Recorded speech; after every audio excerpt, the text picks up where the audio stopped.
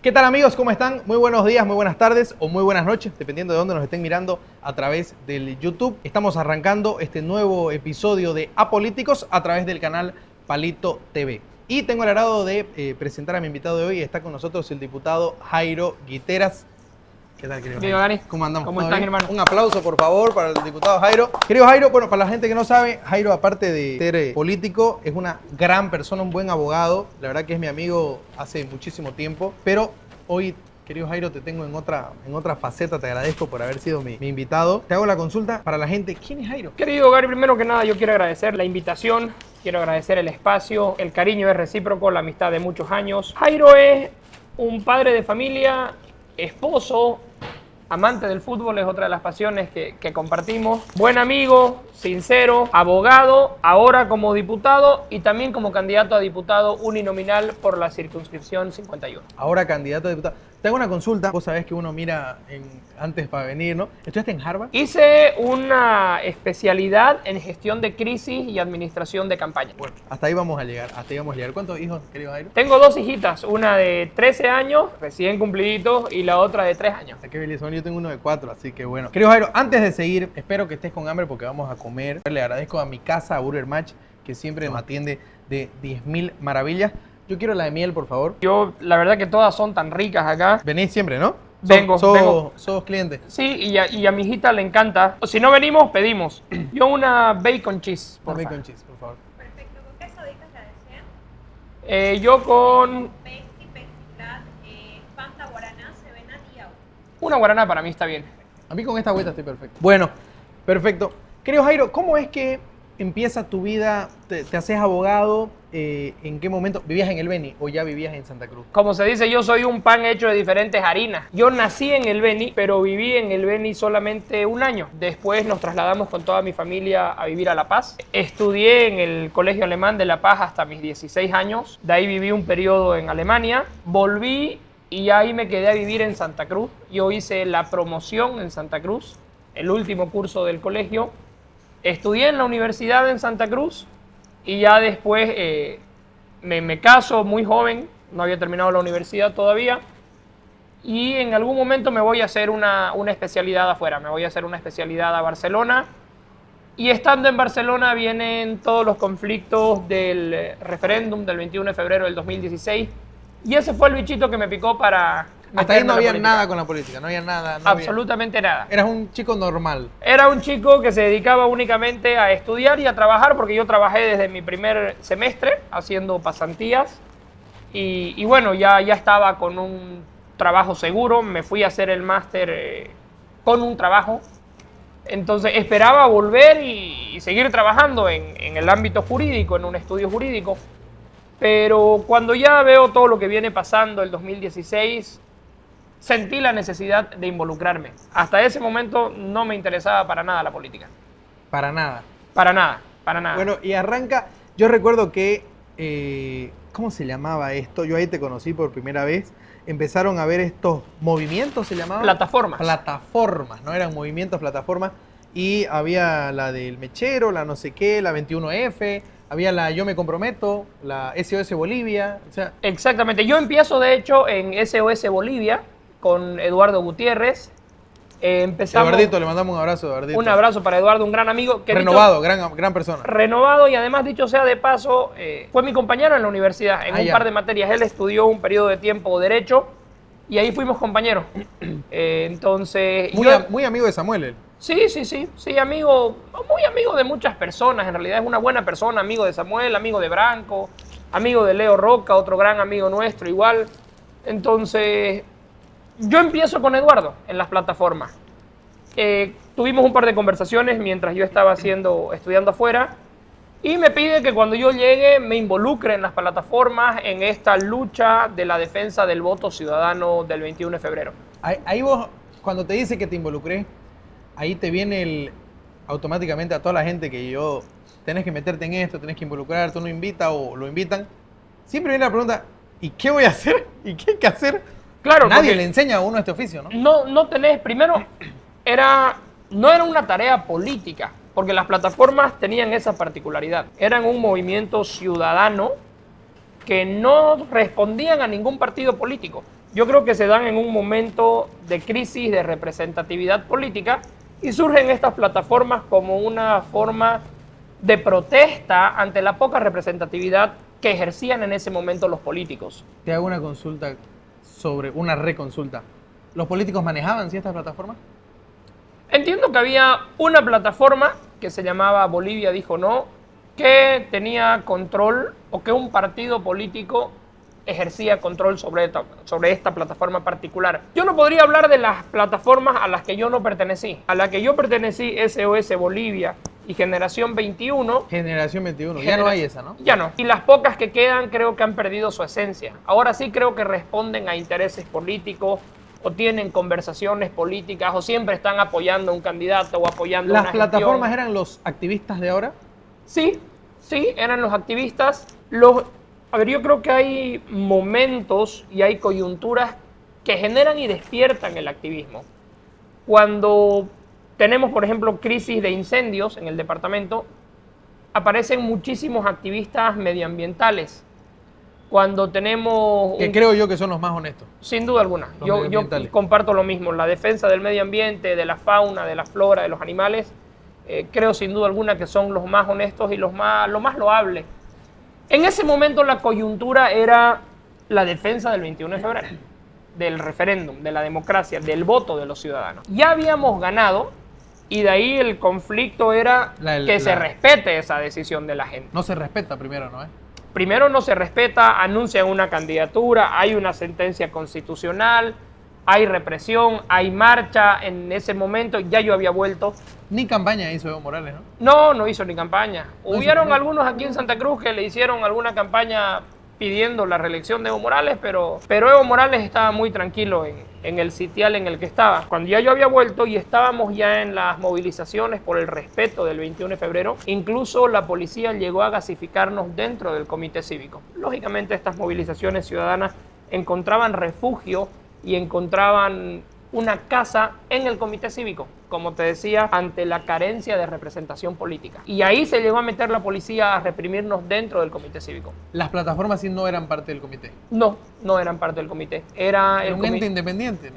Éramos una organización ciudadana absolutamente independiente que sin duda alguna en el comité cívico, por lo que representa, se encontraba un eje de coordinación. Eran los encargados de coordinar y de articular este movimiento para que no sean movimientos dispersos y para poder tener mayor fuerza ciudadana. Ahí viene ¿qué se puede decir? Viene una coyuntura que lleva a y termina Carlos Mesa siendo el candidato que le hace frente a Evo primero. Y ahí, ¿cuál es tu rol? Yo recibo la invitación para acompañar el proyecto de Carlos Mesa de Gustavo Pedraza, porque había la intención de que estas personas que habían luchado por el 21 de febrero se incluyan ya en terminar, esa era la idea, terminar de materializar la lucha. Luchaste todo este tiempo, desde el 2016, ya estamos hablando del 2019 prácticamente, luchaste todo este tiempo, la manera de terminar de materializar esto es ganándole a Evo Morales. Es básicamente nosotros que nos gusta el fútbol, te amagaste 4 defensas, definí. Esa era la propuesta para acompañar el proyecto, era un proyecto ciudadano, de ahí venía el nombre, Comunidad Ciudadana. Entonces me hacen la invitación, en ese momento yo con 27 años, por cumplir 28 años, y me dan la oportunidad de ser jefe de campaña y jefe departamental de la organización en Santa Cruz. Eras todo, yo recuerdo mira, recuerdo que en algún momento Carlos Mesa dice, yo me acompaño de ciudadanos y lo refleja en mis listas. Y era verdad, eso no era mentira. Totalmente. Lo refleja en mis listas y tengo la suerte, decía, de confiar en personas jóvenes para cosas que estaba estigmatizada como que el jefe de campaña tiene que ser un político con 40 años de experiencia. Yo eso lo tengo claro en mi memoria de que era parte de su discurso. Totalmente. Y es un campañón. Sí, sin duda alguna. Nosotros tuvimos en Santa Cruz en esa elección cerca del 50%. Entonces, yo le agradezco a Carlos Mesa, con quien mantengo una relación de amistad, además, por la oportunidad y por la confianza real en los jóvenes en ese momento. Porque no se trataba de ponerte en la lista y que estés en la lista solamente para bajar tu promedio de edad. Para nombre. Para nombre, sino que realmente teníamos Protagonismo. un protagonismo y un nivel de toma de decisiones importante. Aquí en Santa Cruz nadie puede decir que las decisiones políticas en la campaña departamental, las tomaba otra persona que no haya sido yo. Las No, tomaba yo con errores y con virtudes. Me habré equivocado muchísimas veces, habré tenido algunos aciertos, pero las decisiones las tomaba yo. Y eso fue muy importante en la campaña del 2019. Ahora quiero que tomes buenas decisiones y pruebes esta hamburguesa, por favor, porque mira lo que es esta hamburguesa. Buenas. Gracias. Buah. Muchísimas gracias.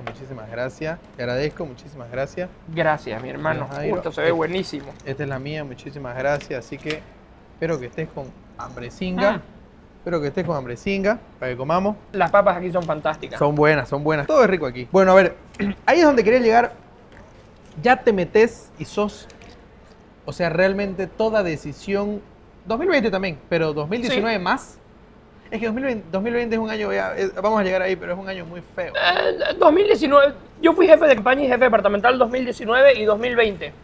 En ambos, con el mismo rol, con el mismo protagonismo, con la misma importancia en la toma de decisiones. Pero yo creo que la elección que marcó un antes y un después fue la del 2019. En esa elección le ganamos a Evo Morales, o cuando menos forzábamos una segunda vuelta. Se logró comprobar con el fraude que los votos de Evo valían 1.10 y los votos de Mesa valían 0.9, algo así era, ¿no? ¿Te acuerdas? En parte sí, porque había un cambio de tendencia y por eso se paraliza el TREP, pero después siempre, y eso es un tema muy importante de aclarar, creo que ahora con esta nueva cartografía se ha corregido en gran medida este tema, pero siempre hay una desconfianza de la gente con respecto al valor del voto rural y del voto urbano. Muchas veces la gente dice, el voto del campo vale más que el voto de la ciudad. A mí una vez me dijeron de que el voto de la ciudad son 3.000 votos y el voto del campo, 3.000 valen como 30.000. Y yo agarré y dije, wow, entonces vamos a perder toda la vida. Y ahí hay una confusión. ¿Por qué? Porque el voto, a ver, en una elección uno tiene el candidato a presidente y tenés el candidato a diputado uninominal. Hay circunscripciones uninominales urbanas de la ciudad y hay circunscripciones uninominales rurales. Rurales del campo. Del campo, de las provincias. Las circunscripciones urbanas, por el peso demográfico de la ciudad, por la cantidad de habitantes que tiene el municipio de Santa Cruz de la Sierra, lógicamente tienen una cantidad de votos muchísimo más grande que una circunscripción rural. Del campo, claro. Entonces, aquí viene la confusión. Yo te voy a poner un ejemplo. En mi circunscripción, la circunscripción 51, en la que ahora soy candidato, tiene aproximadamente 120,000 votantes. Sin embargo, una circunscripción rural puede tener 30,000 votantes, 40,000 votantes. Un pueblito. Un pueblo, o Pueblito. 2 pueblos, o 3 pueblos, 3 municipios que conforman una circunscripción, pero llegan a 30,000, 40,000, 50,000 votantes. Y ahí es que se genera la confusión. ¿Por qué? Porque la gente dice, las provincias o el campo meten un diputado con 20,000 votos. Mientras que en Santa Cruz, para ser diputado, Santa Cruz 100,000 Ciudad, votos. necesitas 80,000 votos. Entonces te dicen, no, pues nosotros metemos diputados. Y es verdad, pero también hace razón, porque no le vas a pedir que Samaipata, Valle Grande, Comarapa, Mairana, por ejemplo, que son parte de una circunscripción, necesiten los mismos votos Que de uno lo que acá. necesita una circunscripción urbana. Entonces, la confusión de que el voto urbano y el voto rural hay una descompensación no es tan drástica como la gente presume. Ahí Jairo toma protagonismo nacional, viene el fraude, todo lo que pasa después, viene ya el 2020, creo yo que es la desgracia más grande que le pasó a Bolivia.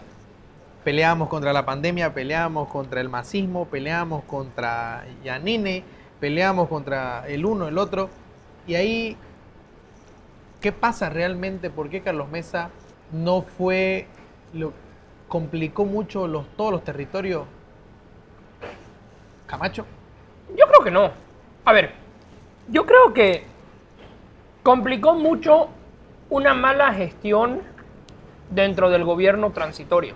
Fue lo principal, porque la gente que en algún momento se había desencantado del MAS y que votaron por Comunidad Ciudadana en el 2019, esperando algo distinto, ven en el gobierno transitorio un alto índice de corrupción, de mala administración del Estado, de nepotismo, de personas que metían amigos, familiares, parientes, padrinos, compadres a trabajar en el Estado. Y ese voto desencantado del MAS para la elección del 2020 dice no. Mejor estábamos nomás con los anteriores. Y que lógicamente en ese momento se dio la crisis de la pandemia. La crisis de la pandemia llevó a una crisis económica porque la economía se paralizó.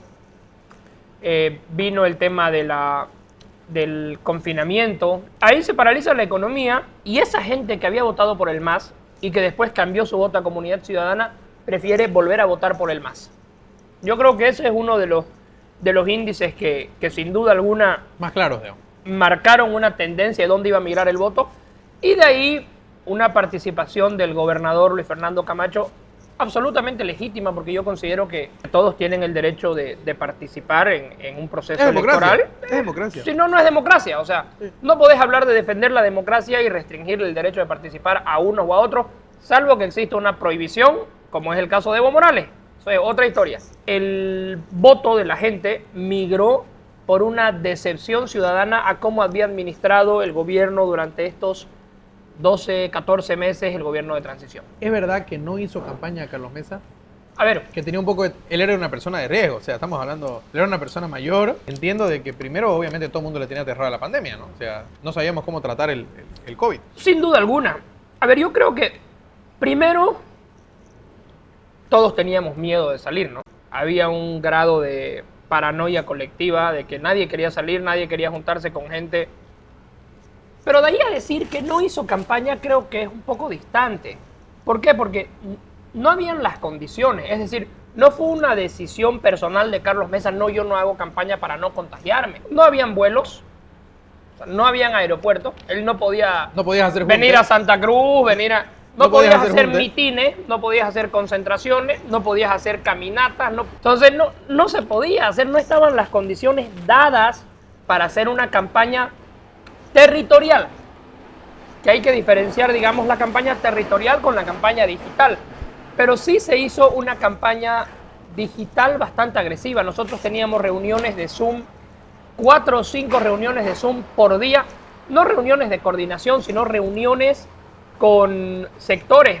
Me acuerdo algunos, la cámara hotelera, la cámara gastronómica. Los que más golpeados. Claro, que generaban una especie de mitin, pero virtual. ¿Tuvo que cambiar el discurso esa campaña? Sí, sin duda. Cambió estrategia, cambió discurso. Pero sin duda alguna. Sin duda alguna, porque además, en la campaña del 2019, lo que más le preocupaba a la gente era la salud. Marca una tendencia y se refuerza esta preocupación con el inicio de la pandemia. Pero después migra la necesidad de la gente A la comida. a la comida, a la economía. Y la preferencia de la gente empieza a ser, yo prefiero salir a trabajar y arriesgarme al contagio A morirme de hambre. a morirme de hambre. Entonces, ahí eso, lógicamente, cuando las necesidades de la gente cambian, cambian los discursos, cambian las estrategias y cambian las necesidades del equipo de campaña. ¿Vos confiabas plenamente en Carlos Mesa? Sí, totalmente. Totalmente. Yo te debo decir que, bueno, nosotros somos comunicadores, ¿no?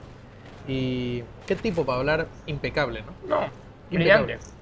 Yo creo, estoy convencido de que Carlos es, o debe ser por lo menos, uno de los mejores comunicadores, oradores que tenemos en la Bolivia historia. y que probablemente hayamos tenido en la historia. De hecho, yo aprendí muchísimo de él y no tengo reparos en decirlo. Aprendí muchísimo de él en sentido, sobre todo, de cuidar que mi lengua no sea más rápida que mi cerebro. Que a veces ese es uno de los problemas que tenemos los políticos, que disparamos. Yo solo lo vi a él zafarse una vez, que fue en una conferencia de prensa que dijo, a ver, dijo, voy a decirlo esto por única vez, digo, nunca lo he hablado, pero yo estaba llegando a 30 puntos y mi contrincante, no dio nombre, dijo, mi contrincante no pasaba de 15 y él lo sabía. ¿A quién le corresponde bajarse? Sí, Dijo, yo no voy a, por favor, no voy a volver a entrar al tema. Que aquí es donde viene la pregunta, ¿cómo es ser diputado? yo creo, lastimosamente, nuestra generación ha experimentado lo peor de la Asamblea Legislativa. ¿Por qué? Porque nos ha tocado una gestión o unas gestiones, si quieren, no solamente esta en la que yo estoy ejerciendo, sino anteriores en las que yo no era. Con minoría. Con minoría, y con minoría además aplastante, donde no tenés absolutamente nada que hacer. Entonces, te voy a poner un ejemplo. Nosotros presentamos un proyecto de ley, no llega ni siquiera a la asamblea. ¿Por qué? Porque los proyectos de ley entran comité, comisión, pleno. No llega al pleno. Se frena en comité, te lo rechazan en la comisión. Presentas una fiscalización, te la rechazan. Hay peticiones de informe de hace 9 meses que no me lo responden hasta el día de hoy. ¿Y no le los van a responder? Ni me lo responderán. Pedíamos peticiones de informe oral para que vayan los ministros a rendir informe a la Asamblea Legislativa. Iban, y cuando llegábamos a la censura implica la destitución del ministro, tampoco la cumplen, porque sacaron una sentencia constitucional que no era potestad de la Asamblea Legislativa destituir miembros del órgano ejecutivo. Entonces, si querés, el sentimiento que puede reflejar ahorita nuestra participación es la frustración. Es frustrante, porque podés esforzar mucho y vos me decías, no se cansan ya de guerrear, pero no tenés los resultados que quisieras. Y te hago la consulta que aquí es súper, creo yo, jodido lo que les pasó a ustedes, porque después sus enemigos de ustedes se partieron en dos, ¿no? Unos eran evistas, otros eran arcistas. ¿Cuál es mejor, pues? Los dos son masistas, los dos Los son dos malos. son masistas. O sea, ¿será que es momento? Habían analistas que decían, es momento de que los buenos, los asambleístas buenos, los diputados buenos, perdón, se pongan a consensuar con los diputados, ya sea de Arce, pero en realidad era como que ellos solo se van a joder entre ellos, no van a buscar el bien común tampoco. En realidad los de Arce los van a joder a los de Evo y los de Evo los van a joder a los de Arce. En esa dinámica entraron y seguimos perdiendo nosotros. El tema es que cuando entras en una dinámica en la que tus acuerdos, tus consensos o tus disensos tengan que estar enfocados en perjudicar o beneficiar a tu adversario o tu aliado político, no estás cumpliendo el rol a cabalidad. Tus acuerdos o tus disensos tienen que ser enfocados en lo que le va a generar un beneficio al país. Si en ese sentido tenés que ponerte de acuerdo con cualquier bancada, tenés que hacerlo. Porque eso es el Parlamento. Tenés que debatir, tenés que encontrar acuerdos, desacuerdos, puntos medios, pero con discusiones que le generen algo al país, no con decisiones políticas de que no, yo solamente quiero fregarlo a este, o no, yo quiero beneficiar a este otro. Entonces, las decisiones y los consensos deben encontrarse siempre y cuando tengan resultados que le generen un beneficio al país. Si las decisiones se toman en base a intenciones políticas, con el afán de perjudicar o de beneficiar a unos o a otros, yo creo que la Asamblea Legislativa no va a cumplir su rol. Viene todos estos años que son, creo yo, para el... Come, te dejo comer. Estamos con hambre. Vienen todos estos años que creo yo que son malos. Creo que estos últimos 2 años nos han terminado de hundir como sociedad, como país. Ha pasado de todo. El narcotráfico muy metido. Ha sido un desastre de gobierno. El de Arce creo que es el peor. Ahora tenemos a 2 planes que están punteando, hay que decirlo, ¿no? 2 planes que están punteando. Y vos te decidís por Samuel. Off the record todos te querían, ¿no? No te das el opa. Yo sabía que todos te querían. Pero te decidís por Samuel. ¿Y en qué lo diferencia Samuel, Tuto, Manfred? ¿Cuál es la diferencia de fondo para decir este es el futuro de Bolivia? A ver, lo primero que es necesario comentarlo, que mi decisión de apoyar a Samuel fue previamente conversada con Carlos Mesa. O sea, no es que porque muchas veces la gente dice, no, se volcó a un traidor. No. Hubo una reunión con Carlos Mesa, líder de la Alianza Comunidad Ciudadana, en la que él manifestó de que no iba a brindarle un apoyo siempre que el bloque de unidad se haya roto a ninguno de los dos, y que nos daba cierta libertad a los parlamentarios para que apoyemos a quien nosotros consideremos el adecuado, siempre y cuando respetemos el compromiso, no con él, sino con el país, de cumplir nuestro mandato hasta el 8 de noviembre, en lealtad a Comunidad Ciudadana y a la gente que nos había votado. Ahora, Él se retiró, ¿no? De la política. sí, Ya se retiró, ¿no? Bueno, al menos eso es lo que él ha dicho, ¿no? Yo he conversado con él y él no tiene interés de volver a... ¿Él habla con ustedes ahorita, hasta ahorita? Sí. Pero ¿cuál es el elemento diferenciador entre Samuel, Tuto, Manfred, qué sé yo? Samuel es una persona que yo considero más de hechos que de palabras. Es decir, el éxito de Samuel es palpable en las calles. Tenés restaurantes, tenés hoteles, tenés construcciones. Quiero invitarlo a comer hamburguesa, aquí no quiero. ¿Querés que le haga competencia? Es leal. Entonces tiene muchos negocios que dejan un resultado palpable para la gente. Es un tipo de éxito. Es un tipo de Decirlo, éxito. sí, Y que genera además empleo, y que es empresario, y que, ¿sabes qué? Sufre lo que puede sufrir hoy Burger Match, con impuestos, con la Sufre ley lo mismo, laboral. O sea, claro. sufre las mismas penas que los empresarios, que los que producen, que los que Entiende. generan empleo. Entonces, una persona que lo siente en carne propia, yo creo que puede buscar la manera de trabajar por el bien colectivo, porque al final del camino el emprendimiento, las empresas, la inversión privada generan empleo, generan circulante económico, generan movimiento económico, y es una cadena. Entonces, de ahí en más, no hay muchos antecedentes de éxito en las otras candidaturas. Yo no quiero entrar a hablar mal de nadie porque no se trata de eso, pero no podría decirte, esta es una obra de éxito de uno o del otro. Esta es una obra de esta, es una obra... Creo que eso para mí es determinante. A ver, esta persona es una persona de éxito, probado, Trabajadora. trabajadora, que sufre las consecuencias de un infierno tributario como es Bolivia, de un infierno en cuanto a la normativa laboral. Entonces, va a generar el éxito que ha generado en sus empresas privadas para los bolivianos. Ahora con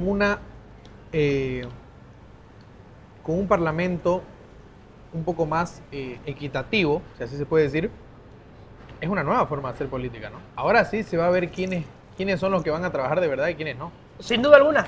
Y ahí volvemos a lo que te decía hace un momento.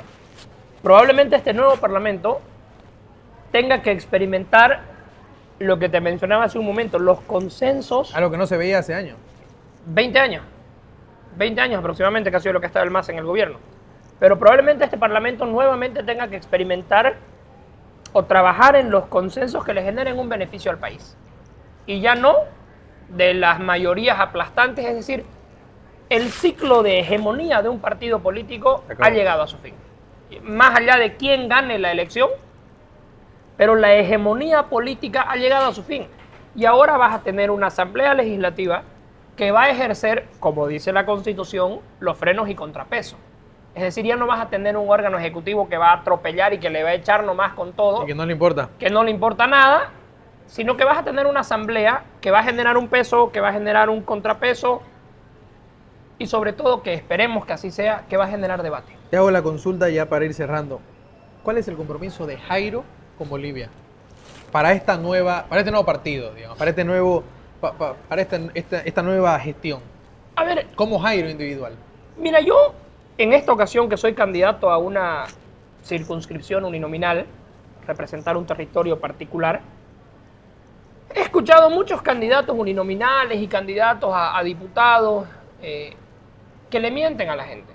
Porque dicen, nosotros vamos a construir un hospital de tercer nivel en nuestra circunscripción. Y es mentira eso, pues no. Es que no le corresponde a un diputado definir si se va a construir un hospital, si se va a construir un aeropuerto, si se va a construir... Ese no es el rol del diputado. Uno puede ayudar, puede promover, puede impulsar un proyecto, pero el rol de la inversión pública, a empezar la plata, tiene que salir del Ministerio de Economía. Nosotros podemos ser gestores. Ahora, mi compromiso con mi circunscripción, con Santa Cruz, con mi país, es trabajar desde la Asamblea Legislativa en las medidas necesarias que puedan ayudarnos a parar la caída de nuestra economía, a traer los dólares de vuelta, a permitir que se abran los mercados de Bolivia, que Bolivia se abra al mundo. Y en cuanto a mi territorio, a mi circunscripción, ser la bisagra entre el gobierno municipal, los vecinos y el gobierno nacional. Yo pienso que esa bisagra, esa conexión entre el vecino, el diputado uninominal, el municipio y el gobierno central se ha roto. No, completamente. No hay hoy esa coordinación. Entonces es necesario volver a cohesionar esos tres espacios: gobierno municipal, vecinos, gobierno nacional, en su representación con el diputado uninominal. Mi compromiso es ese, y mi compromiso fundamental es lealtad a Santa Cruz, lealtad a la gente que me elija. Y eso es fundamental porque eso te da la certeza de que no vas a estar con el que te ponga un maletín más grande en la mesa. Mi compromiso es con la gente que me elija. No te quise preguntar, pero corrieron maletines de esta gestión, ¿no? Yo estoy seguro que sí. Como dirían en algún momento, no tengo pruebas, pero tampoco dudas. Gracias a Dios, yo fui formado con principios, con valores, y a mí nadie. Gracias a Dios me hicieron QR, dije, ¿no? Pasás QR. Claro. No, gracias a Dios a mí nadie me puede apuntar con el dedo para decirme usted votó, claro, usted votó. o usted votó así, porque además en absolutamente todas las elecciones que hubieron, yo transparenté mi voto. Yo mandé foto de mi voto, subí a mis redes sociales. Qué hartos querían hacer oculto, ¿no? Hice video, hartísimo, pues, hartísimo. Hubieron algunos que hicieron unos photoshops, hermano, que ponían una papeleta de votación cualquiera con el carnet así sobrepuesto, pero que se notaba pues de aquí a la pared del frente que era Photoshop. Yo no, yo hacía transmisión en vivo en la cabina de votación. Aquí estoy ejerciendo mi voto en este proyecto, y la gente veía cómo votaba. Lo último, para cerrar, no como vendetta, ¿qué se va a hacer con el MAS? ¿Qué se va a hacer? O sea, alguien tiene que pagar por estos 20 años de desastre que le han hecho al país. Sin duda alguna, coincido, tienen que haber responsables, y ahí está la tarea, en identificar a los responsables. ¿Por qué? Porque el MAS, como organización política, no se han llevado, la organización política no se ha robado la plata, han sido personas. Han sido personas. Entonces, esas personas son las que hay que identificar. Si son 500, tendrán que ser 500 las perseguidas. Si son 1000, serán 1000. Entiendo que el MAS tiene, ellos dicen, al menos 1 millón de militantes. Si su 1 millón de militantes han cometido hechos de corrupción, ese 1 millón de militantes tiene que asumir las consecuencias. Pero si hay 10, 20, 30, 50, 500.000 personas que no tienen absolutamente ninguna responsabilidad, no hay que hacerle una vendetta, como vos decías. Pasamos una gorrita, por favor, para mi amigo Jairo. ¿100 días, carajo? 100 días, carajo. 100 días, carajo. Estuvo con nosotros Jairo Guiteras, candidato a diputado. Así que muchísimas gracias, amigos, por estar de nuevo presente. Un abrazo para todos en casa. Mi gorda, qué gorra, hermano. Ya quisiera yo unas así para la campaña, hermano.